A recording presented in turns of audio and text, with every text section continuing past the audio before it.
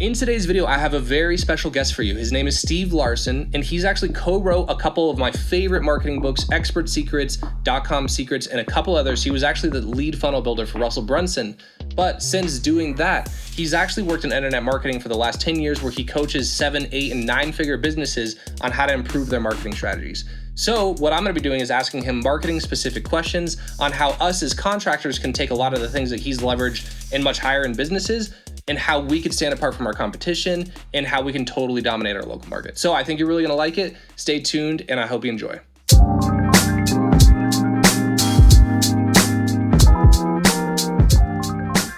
Hey, what's going on, Steve? Welcome to the Contractor CEO podcast. Thanks so much for being here, man. How's your day going? Very, very good, dude. Thanks for having me so much. I've been looking forward to this all day, actually. So thank you. Yeah.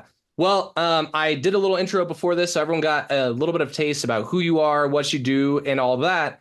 You actually came from the pest control world, but now you're like this huge, famous internet marketer. And so obviously started a little bit blue collar, went all the way. Now you're speaking on stages, you're teaching people about marketing concepts. Just so I don't want to butcher your story, just very quickly, because this is going to be a fast podcast. Just tell us a little bit about your background, like what you were doing and what you're doing now. Yeah, I actually, my dad grew up on a farm. He was the first in his family to go to college. And then and he kind of instilled that like hard work ethic piece in me. So I worked a lot of labor jobs growing up. I did construction. I was a tire buster at Discount Tire for a long time. I worked a lot of labor jobs, but I remember one of the jobs was swimming pools, residential swimming pools. We were building them. And I wasn't too much on that crew. I was mostly a cleaner. And I remember this one day I was going through college, just putting myself through college with this job.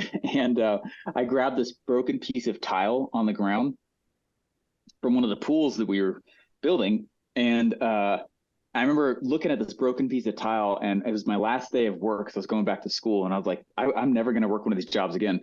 And it's never, there's nothing against that, but I wanted to be the guy at the top. I'd been doing the grunt work for a long, long time. And so I was like, who can I just start learning from? And someone told me really early on, I can't remember who said it to me, I'm not going to listen to poor people about money advice, right? Yeah. On how simple of a concept that is. But it's like, if you're not rich, I'm not listening to you about money. And so I started following all these gurus and ended up working for Russell Brunson, being his funnel builder, and then started publishing lots of content. And I've been in the space for 10 years now. Nuts. I can't believe it's been 10 years.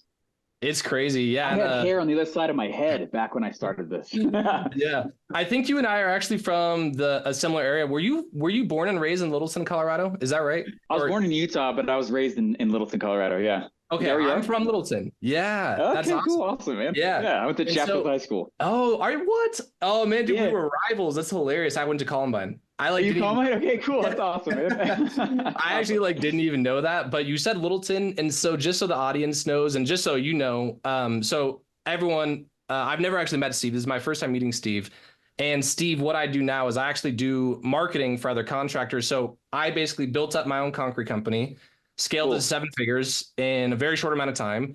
And my only superpower that I really ever had, and I hate even bragging about my superpower in front of you, because you talk about stuff and it makes me feel like a dummy, which there's not very many people that does that. But I want everyone to know. So the person that actually got me into marketing in the very beginning, one of the very first things that I did is I was actually running my concrete company. It was funny because I didn't realize that I had all these problems in my business. And I was like, man, I'm going to think about something else to do. So I actually wanted to get into MLM. Which is multi-level marketing, if people don't know. But I was like, I want to make money online, because I was kind of in your same boat, right? Like I was working with my hands. I'd been kind of unsuccessful for a couple years. I wasn't making any money. And I stumbled into you doing MLM secrets way back then. And I bought the course and it blew my mind. Granted, I did the MLM stuff for a while, and I actually stopped it because I actually took that same stuff that you were teaching in that and applied it in the blue collar space in my concrete company, and selling, $20,000 concrete jobs made a little bit more money than selling my $100. I was selling vitamins and stuff like that. But it was actually funny because you told me to do content. I did content, and I was getting sales for months and months and months past when I stopped. it would be crazy. Yeah, I'd right. like hanging out one day and I'd like see my email Yeah. inbox and it's like, oh, like Jane Doe is like you're part of your downline now. It's like, what? It's like, What? this is crazy. So it was just kind of funny. So I just got to give you props. And you were the one that kind of like got me into that. And now we're helping dozens of other contractors all across the United States with their marketing. So Yeah, I had no idea. That's awesome. It's funny. It's the same skill sets applied to different markets, which is what's funny when someone's like, well, does this work for me? And I'm like, well, if you're in marketing, if you need leads or sales, then yeah. Yeah, yeah. yeah. That's so cool, man. I had no idea. Congrats to you. Yeah, thank you. But that's actually so I want to just provide that context for you and for people kind of listening. But what I really wanted to ask you is I think one of the things that contractors like myself and a lot of the listeners, what we struggle with is we struggle making ourselves look different, right? It's like, Mm. for instance, I sell concrete. It might be a fence guy. It might be, whatever, someone selling bathrooms. Yeah. And one of their biggest struggles is not being a commodity because for most consumers, they look at us providing that service as like, oh man, well, it doesn't matter if I hire you or if I hire someone else or if I hire someone else. And I've had a lot of personal ways to try to differentiate myself with like a slightly different offer, basically longer warranty and stuff like that. But I was curious from your perspective. I know you don't do like anything with blue collar now. You're more in like the tech, SaaS, that whole world. But if someone was like, hey, I'm going to take Marley from you, your wife, and the only way you keep her is if you're going to start a blue collar business, let's just say a concrete business from scratch. Yeah. What would you do? Like, how would you stand out in a red ocean of like all these other people basically doing the same, the quote unquote same service as you? What would you do? It's a great question. It's a great question. I think the thing that if I could go back to my younger self in this space and tell me anything, it would be that I got too obsessed with having everything being unique and different when really you only need 1 or 2 points of differentiation. That's really Mm, it. You can be too blue, and there's someone who's going to want concrete work, who's going to want concrete work in that moment, and timing is a huge part of it. And so I found out more and more that so I have a lot of answers to this question, but truly the loudest gets paid the most. That's really it. You can have the exact same offer as anybody else and just have a different hook and you are perceived as being different. It's one of the ways that I was one of the top affiliates at ClickFunnels for years. I mean, years.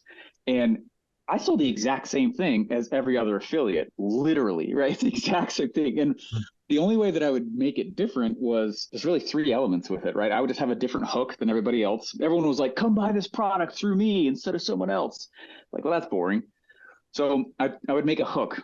One of the, I don't even know if it's still up. So hope it's okay if I say a domain. I'm not even sure if it is up, but there was a program that I had up for like, I don't know, 8 years called makeaffiliatesgreatagain.com. And oh it was, yeah. Okay. yeah, it was this thing that was selling the one funnel away challenge, which was $100. Well, everybody and their mom was selling the one funnel away challenge. So I was like, I got to just package this up differently. Can I go to the affiliate space and say something clever? And I said that domain name at a very spicy political time in our American history. And so it was writing all this noise. And I had some people leave my list, but most people were like, that's funny. So the number one though is just the wrapper. You could have the same guts, just change the wrapper, and you immediately are perceived as being different than everybody else. The second part, though, is with the story, the actual sales message. And the sales message itself, I would go and I would tell us on my sales video, instead of it being, someone else, go look at their sales material. I would create my own sales page. I'd create my own sales landing page. And I would say, like, yeah, I tell my experience with the product that I'm pitching them. And I would tell them, look, it means no different to you. It's the exact same amount of money, but to me, it means everything. So here's my origin story. Here's where I'm coming from. So with the story, that's the Oh second part. man. Yeah. And then the last part though is really with the actual offer itself. And so if you think about like every other product that's out there, like if I'm selling concrete, I would go out and I've had construction clients. If I'm going to go out and I'm going to compete with construction or concrete, granted, then what I'm really going to go do is the worst way for me to develop an offer is for me to pretend like I'm the customer because we're not the one buying it. So after a while, our opinions don't matter. It's like, as long as whatever we're selling is ethical, legal, and moral, right? We Yeah. really can't ask us what to go buy. So what I would go do is start talking with your dream customers more and just figure out what their problems are. This is also how I would outposition everybody in network marketing and affiliate marketing, is I would say, hey, look, I don't know, say it's a protein thing. Hey, this protein drink right here, you could buy it through me or through them, but let me guess, you're going to wonder, did you know there's actually a special time you should take protein versus not? Oh, did you know that there is a meal you should have with this and there's certain foods you should have and not? Oh, did you know that? I'm just making this up. Oh, and by the way, I went and I interviewed 10 protein, the top 10 protein companies that would give me their time. And I interviewed each of them for an hour. Tell you what, I'm going to go in. You could either buy this product through me or someone else. But when you buy it through me, I'm going to give you that interview. I'm going to give you the guide on when to take the protein and the guide of what food to take with it. And I'll give that for you free when you buy it through me versus for somebody else. Oh, And okay. so you're still adding value, but the cost is zero. So you're Yeah, just and you have to solving. say it too, right? Because yeah, we send, okay, for instance, right, we send this thing after we finish concrete, which is way different than our competitors do, and Yeah. it makes our lives easier. And we call it like our aftercare, like basically like our aftercare sheet, right? It's like this little Google Doc. It's nothing like super long, but it gives Yeah. all of like the common downfalls. Because being in Colorado, and I think yeah, you're in Boise now, right? So you're still in a cold weather Yeah. climate. Yeah. Concrete, it flakes off from the top. It like the cold weather is really hard on it. And for some reason, most concrete companies, they don't even tell their customers like, hey, you might not want to salt your concrete. And so they never say anything. They do the concrete, and then you get a phone call from the customer like 6 months later, and they're like, what the heck? I have new concrete and it's chipping up. And then the contractor's like, well, you shouldn't have done that. And they're like, well, why didn't you tell me? But what you just made me realize is instead of just doing that, because we do just do it, we can even use that as like a sales tool on the front end. So as part of our offer, Yeah. we could say, hey, we're not only do the concrete work, but if you use us after, we're going to send you these awesome aftercare instructions. So that way you know exactly how to take care of your concrete in this harsh Colorado climate. Something like that. And now all of a sudden my offer is different and more valuable. Is that kind of like what you're saying or something Yeah. like That's that? no, that's exactly it. It's that there's a big difference, and this might be helpful for everyone who's watching or listening. Huge difference between a product and an offer. And you can have the exact same product as everybody, but have a different offer. And one of my favorite ways to illustrate this was actually from a famous marketer, kind of like the late 1800s, named Claude Hopkins. And he has this cool quote. I'm going to butcher the quote, but he basically said something like this: Two men came to me offering me a horse. Each said that the horse was kind and gentle and that a child could drive them. One man came to me and said, try the horse for a week, and then after a week you don't like it, come back for your money. The second man said, try the horse for a week, then pay me afterwards. I naturally bought the second man's horse. Mm. So if you think about this, so it's the same product, horse. The offer was different. One was a 7-day trial. Put down your money, right? It's a 7-day money back guarantee, basically, right? Give me your money. You got a 7-day guarantee. But the second product was, I'm going to go give you this horse for free for 7 days. And if you like it, then pay me. He said, I naturally bought the second man's horse. So, and I really like this because products and offers are just so unique. And if you're in if you're in an industry where everyone is selling, even if, I mean, you're obviously probably better than most concrete people, right? And so this creates positioning in the customer's mind where you can have the same product, but a different offer than everyone else. That's kind of how we do Right. it in affiliates, network marketing, all of that. Yeah. Because that's the thing with most contractors, and it doesn't really matter the trade. And I've noticed like their offer is, or at least like their sales process is like get attention and they say, oh, claim your free estimate. It's always like the free estimate. And we've started Yeah. experimenting with like other random stuff like, oh, we have a free integrated sealant. So your concrete lasts longer. Like that's something different, right? Or we say, oh, you get a free upgrade to our industry leading 3-year warranty. And it's like, I'm still selling the same product and I'm Yeah. basically selling insurance with it. It's built into the price, but it's just all packaged up as like one neat little product because someone that cares about that will be willing to pay a higher price and now will potentially go with someone like me. And so that's what we've kind of done. Do you think it's possible? So just actually real fast, because I got to rewind. I can't talk about some of this stuff because a lot of this for instance, like lead magnets, that's kind of what I want to get into really fast. Yeah, People in the blue collar space, concrete and landscaping, they probably don't even know what that is. So before I even sure. like ask my next question, can you just give like a super general definition, like what is a lead magnet? Yeah. So getting into the lead magnet game, this is how I like to describe it the best. The standard marketer or business owner even wakes up seeking leads, right? And I'm pointing away from my body on purpose, right? They wake up and then they seek leads. Winning this business game, though, at least from a marketing perspective, is as simple as being able to wake up and you've been sought while you slept. That makes sense. You're changing the direction of attention. If I'm waking up and I'm going out of my front door to go seek leads every day, that's great. And 99% of businesses do that.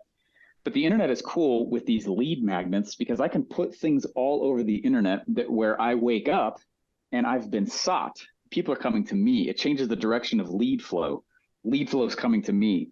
And so we do that online with lead magnets. And so it could be something as simple as, I'm just making this up, but 3 signs your concrete is about to crack and needs replacement in the next 24 months. And they write PDF and they go download that. And that's something like for free, right? That you could just make a PDF, put on your social, maybe even do ads, just like, and it's just like this living document. And if people exchange their name, email, maybe phone number, and you say, if you give me this, then I will send you this document for free. Right. Yeah. And now that's your contact. And you don't have to pay money to generate that contact again. I don't got to go to Sucker and give him more freaky cash right, to go. And so the name of the game is list building and lead magnets, because then I own that traffic. And now the game becomes, how can I warm up that traffic to either get on the call with me so they can buy concrete, or some other service that I have. And all I'm doing is asking, how can I just nudge them closer to, I think of it like golf, putting the ball in the hole, right? Just tap it in. Yeah. Just tap it in. And some people it might take 2 years. Some people might take 2 minutes. And they're literally, there's money burning a hole in their pocket, and they're going to give it to whoever is the first to solve their problem. And they're not going to go concrete shop. And so there's really 2 places to play with that. Is we got to be able to be loud enough that the perception of us being better than everybody else is stronger and louder to soak up those people who are willing to buy immediately. But then there's also the game where most people are just not, I did not make this. He said, this is from Frank Kern. I love Frank Kern. Frank, if you ever watched this, let's hang out, buddy. No, so Frank did this whole thing. If you don't know who Frank Kern is, he's another marketer in the space. And he did this thing where he was sitting at his table and he had this big thing of mints, like breath mints. And he grabs a handful of the mints and he sets them on the table and he goes, this pile represents the people willing and ready to buy from you in the next 2 months. Then he moved down the table a little bit and he grabbed 2 handfuls and he said, this represents the number of people that are ready to buy for you within 6 months. And then it was a huge amount of mints and he dumped it, just crashed it across the whole table. This is all the people who need more than 12 months in order to buy from you. And where we get messed up in marketing is we only go for those people who are ready in the next 2 months. And so you got to have both strategies, the now people and the 12-month people. That's what, and a lot of contractors, it's funny because when someone reaches out and they're not ready to buy right now, then they actually get mad at that person. They say they're a tire kicker. And I'm like, dude, they're not a tire kicker. They're just not ready yet. And that's okay. You just treat them differently. But that was part of the reason I kind of wanted to bring this up, because I think that's part of how I've been able to kind of like do so well in this space is most contractors, right? They get mad at that. They're like, oh, this person isn't ready. But it's just, you have to know when to talk the sales game to someone versus when they're just looking for info. But say, for instance, if you did exactly what you were saying, you put out this PDF and it said like 3 signs your concrete's like cracking and may need to replace soon. They download it. They learn from you. Now you have their name, their email, their phone number. Let's just say once a month, you send them some type of piece of content that's like a useful, hey, like how to take care of your concrete in the winter, whatever that may be. Now they've been thinking about it over this 6 months. And who do they absolutely want to work with more than anyone? It would be you, right? Versus the competitors. And they're like, man, even if Tyler or even if Steve is a little bit more expensive, that's how you kind of build that value. And so no, that was kind of cool just to get like hear you give that example. Cause to be honest, I don't know about you, but I've never seen anyone doing any type of lead magnet in like the blue collar industry. And that's what it kind of made me like, if you were to dive in, right, and start a business and you were to implement this stuff, do you think that that would give you like an edge over the competition? Or like, what's your, I guess, have you ever thought about that? Or probably not, because it's a very hard industry. But if you were to, I guess, what would be your thoughts on that, just in general? Oh yeah, I've had blue collar client, like blue collar business clients, and it's the same principles. What's actually funny though is, so I come from a world where the sale happens usually within 6 weeks. Whereas someone might be shopping concrete, it's on their mind for about 6 months or more. I don't know how long it Maybe is, more, yeah, because it's a very expensive longer. investment, yeah, Right. for homeowners. Yeah. So if I was going to go and start a concrete business, I would immediately, it's funny, man, because during recessions, this is always the play. It's like I would immediately go for the most expensive contracts. I wouldn't try to play in the bottom feeders. Anyone who's trying to nickel and dime me, I know I'm in the wrong market. I would spend a lot of time coming up with who my dream customer is, and then I would try to focus on upgrading that customer rather than bending my business to go for anyone who's willing to work with me just because I might need more leads or sales.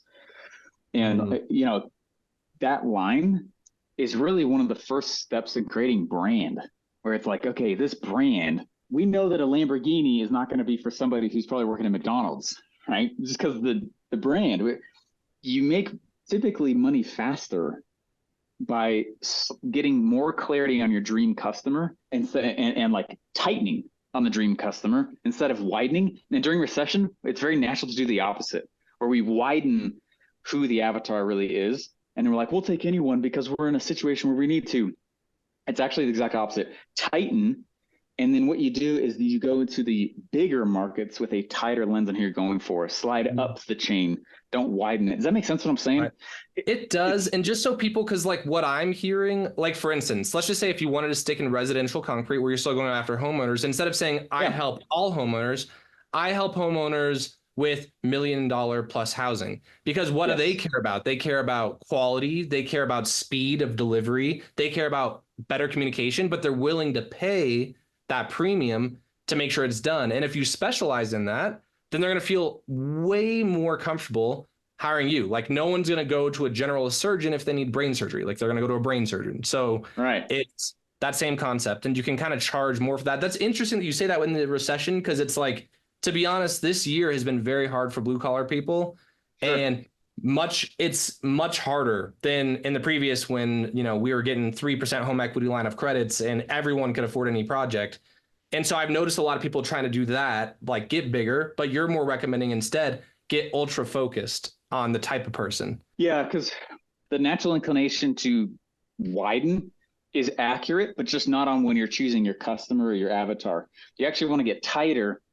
And then where you get wider is in the market itself. So go to a bigger red ocean, go to a bigger marketplace and fish for a specific fish. It's kind of like I like to go to Alaska and fish for salmon. Well, that's a very specific kind of tackle and bait, even though there's tons of fish below me when I'm in the ocean, right?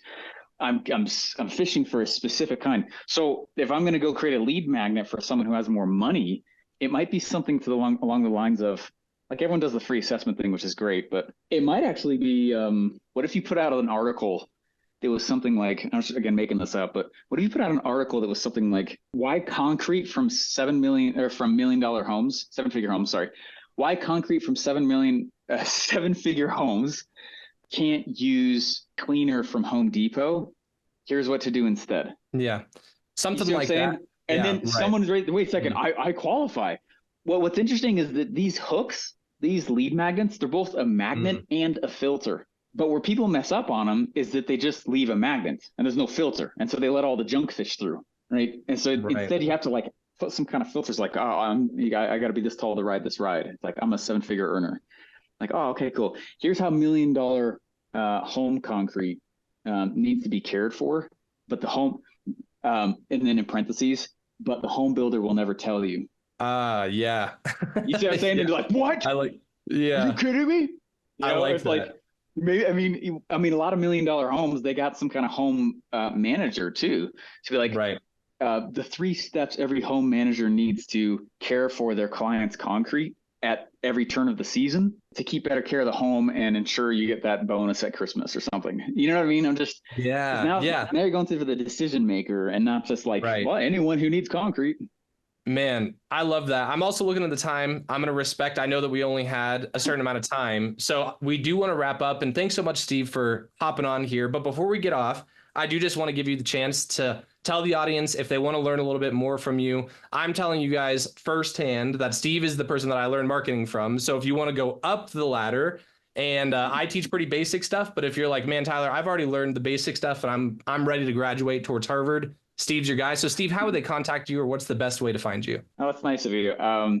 Actually, honestly, stevejlarsen.com is the best kind of catch-all.